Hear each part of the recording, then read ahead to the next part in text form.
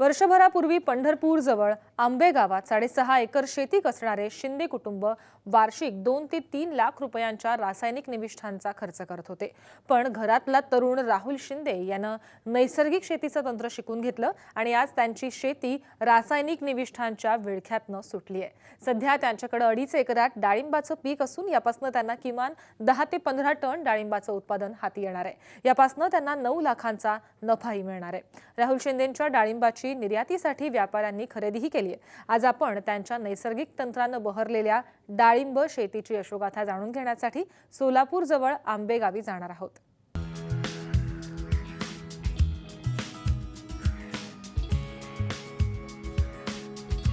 बारावीपर्यंत शिक्षण घेतलेले राहुल शिंदे गेल्या 5 वर्षांपासून रासायनिक तंत्रानं ऊस, डाळिंब आणि भाजीपाल्याची पिकं घेत होते। पण रासायनिक निविष्ठांचे वाढलेले दर आणि बाजारात नसलेल्या हमीभावामुळे त्यांच्या शेतीचं अर्थकारण पुरतं कोलमडून गेलं होतं।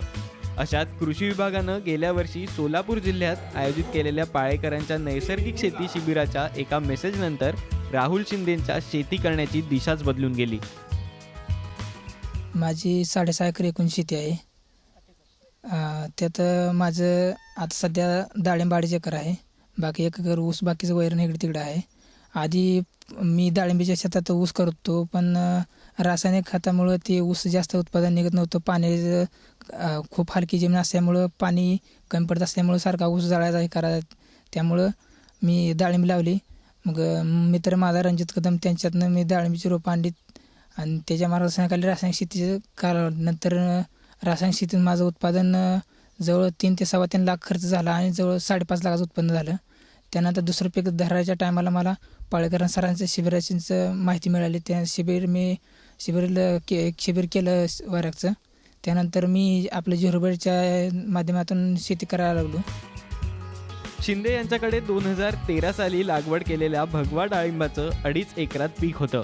यापासून पहिल्या हंगामात त्यांनी 3.25 लाख रुपये खर्चून पहिला हंगाम घेतला होता। पण रासायनिक निविष्ठांमुळे खर्च वाढला होता। तसंच बागेवर तेलकट डागांचं संकट वाढलं होतं। अशात पाळेकरांच्या तंत्रानं या दोन्ही प्रश्नांचं उत्तरच शिंदेंना मिळालं होतं। मग शिंदे यांनी 1 वर्षांपासून रासायनिक निविष्ठांऐवजी जीवामृत, दशपर्णी अर्क, ताक या निविष्ठांचा वापर सुरू केला। ऊसाच्या पाचटीनं डाळिंबांचं आच्छादन केलं, तर 2.5 एकरात प्रति महिना 3000 लिटर जीवामृतांचे डोस दिले। यामुळे रासायनिक निविष्ठांवर अंदाजे 1.5 लाख रुपयांचा खर्च वाचला। शिवाय बाग निरोगी झाली आणि तेलकट डागांचं प्रमाण देखील कमी झाल्याचा त्यांचा अनुभव आहे। डाळिंबीचं उत्पादन कमीत कमी 10 ते 15 लाखाच्या आसपास उत्पादन माझं निघेल। पहिला माझा रासायनिकचा खर्च डबल असल्यामुळं मी रासायनिक खर्चाला त्रास झाला रासायनिक खर्चाचा। त्यामुळं मी आता झिरोबेट केलं तर माझा खर्च एवढा पूर्ण बागेचा खर्च जास्तीत जास्त छाटणी ते आच्छादन ह्या सगळं 30 ते 35 हजार रुपये खर्च आहे आणि माझं उत्पादन 10 ते 15 लाखाचं उत्पादन आहे। आज शिंदे यांच्या बागेत डाळिंब तोडणीस तयार झालं असून फळांची विक्री प्रति किलो 90 रुपयांच्या दरानं केली जाते। एका एक्सपोर्ट कंपनीने डाळिंबांची बाजारभावापेक्षा जास्त दरानं खरेदी केली आहे। अंदाजे 10 ते 15 टन माल हाती येण्याची शिंदेंची अपेक्षा आहे। यानुसार त्यांना कमीत कमी 10 आणि जास्तीत जास्त 15 लाखांचं उत्पन्न हाती येणार आहे। तर यंदा रासायनिक निविष्ठांवरील सगळा खर्च वाचलाय। आणि फळ चांगलं साधारण 700 ग्रॅमपर्यंत माझं फळ फुगलेलं आहे। असं म्हणजे रासायनिक गेल्या वर्षी रासायनिकचं माझं फळ 250 ते 300 पर्यंत गेलं, तर त्याचा खर्च 3.25 लाखापर्यंत गेला। ह्या बारीनं खर्च 30 ते 35 हजारापर्यंत आहे आणि माझं फळ 700 ग्रॅमपर्यंत फळाची साईज आहे। आणि झाडं वेळेस सर्व निरोगी, झाडात काय म्हणजे रोग नाही, काय नाही। गेल्या वर्षी आंतरपीक हरभरा घेतला होता झिरोबेडमध्ये। नंतर हरभरा काढला आणि आता भुईमूग लावलेला आहे। माझं म्हणजे गेल्या वर्षी माझ्या बागात 70 ते 80% तेल्या होता। ह्या वर्षी कुठंतरी एखादी टेक दिसते, ती पण तेल्यामुळं तेल्या आलेलं आहे, कुठंतरी आलेलं आहे। आणि ऊसाच्या पाचटामुळं आणि जीवामृताच्या दशपर्ण्या ह्याच्यामुळं म्हणजे झाडावरचा फळावरचा तेल्या असा कंट्रोलमध्ये आहे। झाड फळ फुटलं नाही, असं आहे तेल्या हा चांगला वाढलेला आहे। रासायनिक शेतीमध्ये जर बघितलं तुम्ही तर तेला टिपका आला का 4 ते 5 दिवसात फळ फुटतं, पण माझ्या झिरोबेडमधलं फळ फुटलेलं नाही। राहुल यांनी 12 फूट बाय 7 फुटांवर डाळिंबांची लागवड केली आहे। तर डाळिंबात त्यांनी गवताचं आच्छादन केलंय।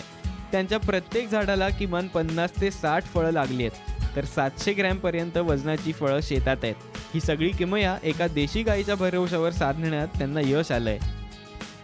एका देशी गाईवर माझी पूर्ण शेती देशी गाई म्हणजे शान, मुतारे, गुळ, बेसन ह्याच्यावर मी जीवामृत तयार करतो. देशी गाईचं 10 लिटर गोमूत्र, 10 किलो शेण, 1 किलो गूळ, 1 किलो बेसन आणि बांधावरची मुठभर माती ह्याचं 800 तास युर्जन लावतो. त्यानंतर रोज सकाळ संध्याकाळी 800 तास हलवतो. नंतर ज्यावेळेस सोडणाऱ्या ड्रिपनं त्यावेळेस पातळ्या फडक्यानं गाळून सोडतो आणि फवारणी करतो. त्याचीच फवारणी करतो. त्यामुळं माझं म्हणजे पूर्ण शेती एक नंबर आहे. कोणताही रोग नाही, राय नाही, काय नाही. एका देशी गाईनं माझी पूर्ण शेती कंट्रोल आहे. दशपर्णीचा हात मी आमुषा देशी किंवा आमुष सकाळून घेतो. त्यानंतर एक 10 ते 15 दिवसानं जीवामृत घेतो. लिंबाएवढं सेटिंग झाल्यापासून मी सबदाने अंकुर फवारत होतो. नारळाचं पाणी ती फवारायचो. आंबट ताक, जीवामृत फवारायचं मिक्स. एखाद्या वेळेस जर वातावरण बदललं, जर कुजव्याचं जर प्रमाण दिसलं तर आंबट ताक 5 लिटर आणि 10 लिटर जीवामृत हे दोन्ही मिक्स करून 200 लिटरला असं 15 लिटर मिळून फवारणी करायची. त्यामुळं कुजवा येत नाही, काय नाही, कोणते डाग वगैरे येत नाहीत. शिंदे यांचं एकत्र कुटुंब शेती करत असून त्यांच्या वडिलांना त्यांना प्रोत्साहन दिल्यानं ही शेती यशस्वी करण्यात त्यांना यश आलंय. पोरं म्हणले ऊसाच्या शेतीत काय नाही म्हणले, तुम्ही ऊस लावताय. पण मी म्हणलं मला अनुभव ऊसाचा जास्त आहे म्हणलं, तुम्हाला अनुभव काही नाही. तरी म्हणलं मी म्हणलं ठीक आहे म्हणलं, तुमच्या म्हणण्याप्रमाणे म्हणलं. मग ते म्हणले बाग लावूया डाळिंबीची. मी म्हणलं लावूया. बरं तुमचं कसं असेल तसं म्हणलं. त्यांना भांडवल द्यायचं ठरलं. एक जणांनी सांगितलं अशोक कदमनी, पोराशांना भांडवल द्या, एकदा बघा, एकदा पैसे एकदा मातीत जाऊ द्या म्हणून, तुम्ही असं बिन तसं कर्ज करताय म्हणली, एकदा वायपट जाऊ द्या म्हणून पोराशांच्या ताब्यात द्या म्हणली. मग त्यांना 2-3 लाख रुपये त्यांच्या ताब्यात दिलं. कसं करताय तसं करा म्हणलं. मग त्यांनी सगळं हँडल केल्यामुळं जरा समाधान वाटलं ना. आज शिंदेंचे गावातले अनेक मित्र नैसर्गिक शेती करण्याचा विचार करू लागलेत. नैसर्गिक तंत्रानं शेतीच्या खर्चात किमान 50% जास्त बचत होत असून हवामान बदलाच्या संकटात नैसर्गिक तंत्राच्या शेतीतली पिकं तुलनेनं कमी बळी पडत असल्याचं दिसून आलंय. 6 एकर क्षेत्र आहे आणि त्या ठिकाणी 6 एकर क्षेत्रामधील 2 एकर क्षेत्र मी डाळिंबीची लागवड केली आहे. आणि राहुल शिंदे यांच्या माझा मित्र राहुल शिंदे यांच्या मार्गदर्शनाखाली मी झिरो बजेटवर पाळेकरांच्या मार्गदर्शनाखाली मी या ठिकाणी डाळिंबीचं लागवड केली आहे. आम्ही पहिले रासायनिक शेती करत होतो, त्यामुळं आम्हाला उत्पादन पाक घटत होतं. आणि आम्ही आता 2 एकर डाळिंब आहे आमचं. त्यात आम्ही झिरो बजेटचं सुभाष पाळेकरचं आमच्या भावाने शिबिर केल्यामुळं आम्हाला त्यातनं प्रोत्साहन मिळलं आहे. आम्ही पहिल्यांदा विश्वास ठेवला होता त्याच्यावर.